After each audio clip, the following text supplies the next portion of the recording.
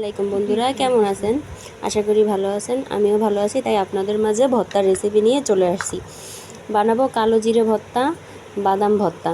তো এগুলো ভর্তা বানানোর জন্য যা যা উপকরণ সব নিয়ে আসছি: শুকনো মরিচ, রসুন, এগুলো টেলে নিছি, আর এগুলো পেঁয়াজ কেটে নিছি।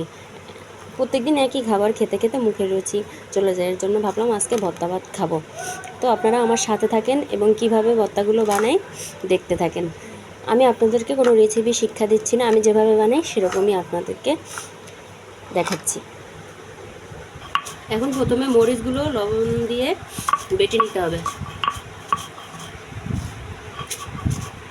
এখন পেঁয়াজগুলোকে মেশ করে নিব।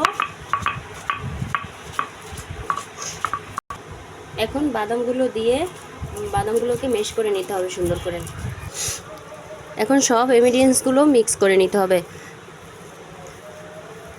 দেখেন ভর্তাটা বানানোর পর কালারটা কি সুন্দর আসছে। অবশেষে ভর্তার ফাইনাল লুকটা আপনারা দেখে নেন। এটা হচ্ছে কালো জিরে ভর্তা, এটা হচ্ছে বাদাম ভর্তা। আমি কালো জিরের ভর্তাটা আপনাদেরকে দিতে পারি না, আবার কখনো যদি বানাই তখন দিয়ে দিব না। ভিডিওটা এই পর্যন্তই শেষ করলাম। চ্যানেলটা সাবস্ক্রাইব করে দিবেন, পাশে থাকবেন সবসময়।